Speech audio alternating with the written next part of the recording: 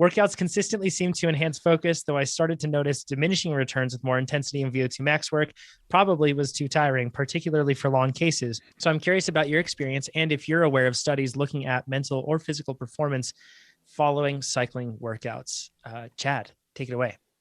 Okay, so I'm going to try to get through this in 10 minutes or less. Can't promise it'll happen. I'll try.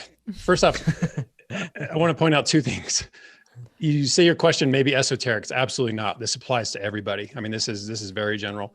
And secondly, you're a surgeon. We're going to keep coming back to that because your profession, it's made me approach this question a little differently than say, you're a cycling coach or something. Okay, so let's start with personally, I've recognized over time that even pre-podcast, I need to be a little mentally sharper on podcast days than most days.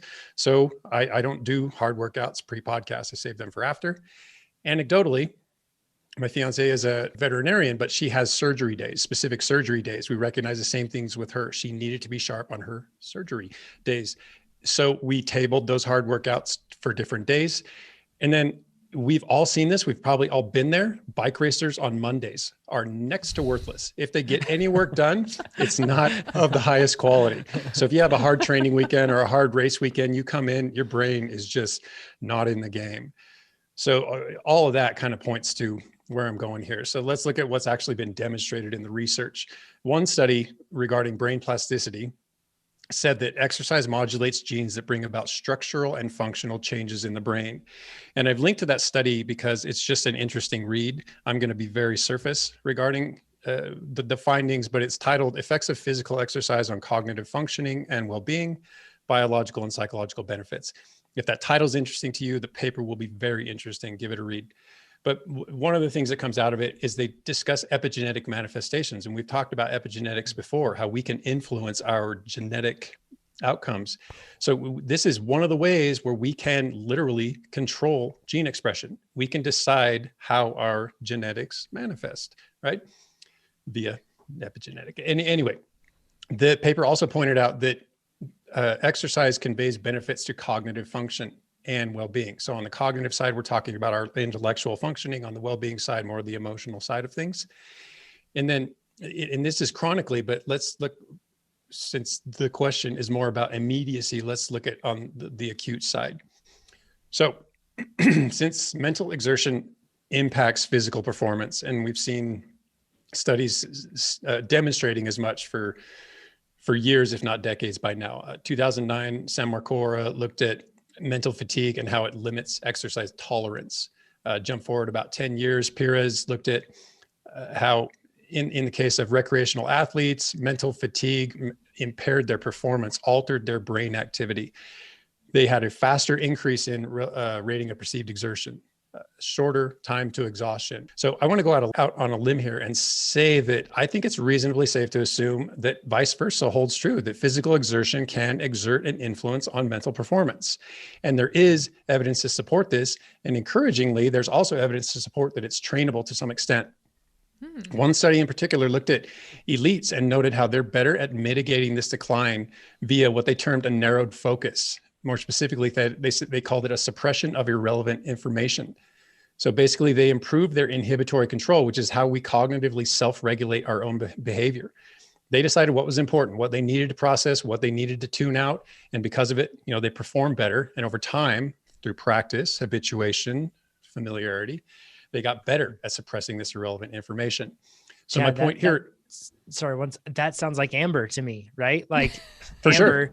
Riding in a group of a pro peloton, you've mentioned that in the beginning, it was like, oh my gosh, overload. And then over time, you started to filter signal and noise and you were able to do that. It's so cool just to see a study that parallels that experience. Any elite level athlete that has to function in that close proximity at those speeds, navigating road furniture. And I mean, just the impossible to predict actions of, some 100 other riders. I mean, you have to decide what you can focus on and what you have to close off, right? Mm-hmm. Yep. Mental triage. Okay. You're really good at it. Yeah. That's a perfect term. Okay. So my point here is that endurance competitions and workouts to a similar extent require this inhibition of averse feelings. And they point to dyspnea, which is, difficulty breathing, or just some breathing challenge, muscle pain, and thermal discomfort. These are all things we face every time we hop on the bike, unless of course it's an easy ride. But every time we get on the bike to do something productive, this is part and parcel. And we also have to continually manage this urge to quit. And this requires a persistent, conscious resistance to giving in to an urge that just escalates over the course of a workout. So that's a heck of a lot of brain power being steered at just tolerating discomfort. So to put this another way, workouts are ongoing drains on our cognitive resources. And what's more, it only grows more challenging over the course of a workout, of a race, of a training cycle. So now let's look at the consequences of cumulative load. And I really didn't dig into research on this because I don't feel it's necessary to convey the point I want to make, which is that cumulative fatigue's impacts are familiar. We've been through all of them. Nobody gets fresher as a week goes on. Nobody gets fresher as a loading cycle goes on, unless it's taper or recovery, but that's not what we're talking about here. So my point is that where you are in your loading cycle is very likely to have an impact on your cognition. And then we can look at things as simple as dehydration. So cognitive and mental performance is degraded by dehydration. And I linked to a study that demonstrates this exact thing. And hyperthermia as well. And these two things go hand in hand, especially in an indoor environment, where insufficient cooling is an issue. So dehydration, and we've pointed out in the past that dehydration can also be linked to that orthostatic hypotension we've talked about. So where blood pressure is low, you stand up, you get a little lightheaded. Worst case, you faint, syncope, probably not something you want your surgeon to experience at any point in an operation. So takeaway here is hydrate, pre, during, post. Cool. Perhaps pre, certainly during an event outdoors in hot conditions. Maybe that's a benefit, probably not during a morning workout. And then of course, cool during and post. That's a big deal. And it can affect mental cognition. And then if we look at mental exertion during exercise, there was a very recent study that pretty interesting. They had a group that was the mental exertion group, a movie group, and a control group. So they all had to ride at 65% of their peak power output. So imagine doing a ramp test, working at 65% of that highest value to exhaustion. And then at another time, they had to ride at that 65% for 45 minutes. All the while, the mental exertion group was doing a Stroop test. The movie group watching the movie, control group wasn't doing anything. And if you're not familiar with the Stroop test, they basically, it's the color of the word. So they may write the word red, but it's in the color blue, and you have to say what the color is. So even though you're looking at red, you're seeing blue, you just got to get that right. So it takes a little bit of mental dexterity, right? And what they found was that both the rating of perceived exertion, their heart rate went up, time to exhaustion went down, cortisol and prolactin, which were what they were using as markers of stress, increased during the mental exertion group. So what was going on in their head was actually affecting their physical capabilities, or at least their psychological ability to manage their physical capabilities. So my point here is that maybe table any of these in-workout mental tasks just prior to operating on people.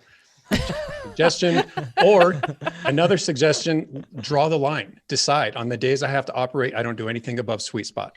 Maybe I don't do anything above tempo. Maybe I only ever do aerobic endurance rides. If you're a my surgeon, yes, only aerobic endurance. That is the take home. Here, by the way, Jay. I'm telling you. Yeah. They have questionnaires for us. They have questionnaires for us. We should have questionnaires for them. And heading the list, how hard was your workout this morning? Are you a TrainerRoad subscriber? Did you do VO2 max work? Chad, I am going to look up my surgeon's name and then have AT magically change their workout. In the beta. Hey, look, you just you got a recovery day. Amazing. That's appropriate. Actually, you got a day off today. Tell them they got an FCP increase too, just like good mood, like straight across the board, right? Exactly. Yeah. This is so cool because we've talked about this before. Cognitive load is real, and your brain is real. Physically using energy, burning glucose. I mean, it's not just a passive activity of thinking and focus here. This is yes, it's legit. And we're going to talk about that very thing. I have 3 more points to make here, and then I'll close out with something a little more encouraging. First off, recognize the disparity in the external versus internal workloads. So we're super good at measuring work. We have watts, we have power meters. So we have all these objective metrics: power, intensity, duration, volume, all these things that we can look at and know definitively this is what we did. But they don't always align with the physiological, or I'm sorry, the physiological doesn't always align with psychological tolls. So, and these metrics don't always align. I stated that poorly. Neither of these objective metrics align with what's going on physiologically, psychologically all the time. There can be disconnects at time. So an example would be a familiar workout that you're always good at, that you always nail. For whatever reason, you couldn't do it as well today. Something else was going on. The numbers were there, so everything objectively stacked up, but subjectively, something was a little off. And then got to consider that fatigue begets fatigue. And I linked to an interesting paper on that as well.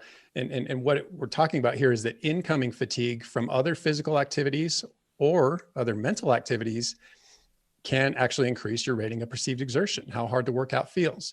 And while RPE may not actually limit the work or the workout, it does require higher mental contribution.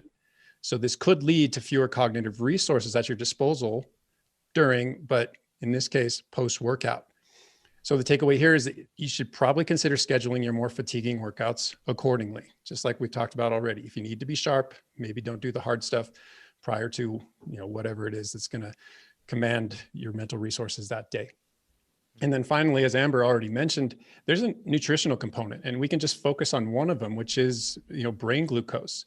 And this applies both pre, post, and during, because get any of those wrong and it can have effects post-workout. So if we accept that physical tasks exact a mental or cognitive toll, then we have to at least accept the possibility that exercise can impact brain function, at least in that it depletes liver glycogen, which is going to have an impact on blood glucose, which is going to have an impact on how well you can fuel your brain. And it's really hard not to recognize that very impact. Do a hard workout, don't nourish well, you're fuzzy afterwards. You don't think sharply. Not something desirable in a surgeon who's about to, I don't know, at times amputate a body part. You mean his left or my left? I'm sure. Sorry, my workout was hard. Can't say that. Okay, so takeaway there, pre, during, post-workout nutrition is extremely important, especially for surgeons. And then again, note to self, always ask surgeon if they're a TrainerRoad athlete. Okay, so I'll close out with a brighter side. And this kind of brings us full circle, because that first study talks about this as well. There are cognitive benefits of endurance and even strength exercise. So a study just a couple of years ago by Wu and Chang looked at basically low-ish intensity, either on the endurance side or the strength side, had them do a workout, rested them for 30 minutes, and then they tested brain function. And they actually used an electrode cap to look at response times, global and local switching. I don't know what that is, but it makes me sound smart. Accuracy, etc. And they found that there was an acute exercise-facilitated cognitive performance each time. So there appears to be a line between exercise that helps and hinders cognitive performance. So your challenge, again, is to find where that line is for you and to time your training accordingly. Super interesting. I really wonder about how that line changes with, for example, ADHD. So I used to joke a lot that I used exercise as a coping mechanism for ADHD, even though I hadn't been diagnosed or anything like that. I just kind of joked that I felt like that. But then recently, when I was concussed, I had a full battery neuropsych evaluation, and they were like, oh yeah, those jokes about ADHD that you were making, that's actually true. Like, you have that. So it was really interesting, because I joked about it and really felt like a hard workout actually helped me more than an easy workout, because an easy workout wasn't enough to tire my brain out to allow it to just narrow focus. If I wasn't tired enough, my brain would still jump around, and which sometimes is really fun because you make cool connections. But for really focused mental tasks like going to school and doing exams, I needed a really, really hard workout. So that line was in a really different place for me. And I would be really interested to see how that changes with things like ADHD. If you like this video, make sure you give us a thumbs up. If you didn't like this video, you can give it a thumbs down, but let us know what you would have done differently in the comments below. If you want to see more of these videos, make sure you subscribe to our YouTube channel. And if you want to become a faster cyclist, check out TrainerRoad.com. Do it. If you think I have better hair than Jonathan, give it a thumbs up. If not, leave a comment. My hair is better than his.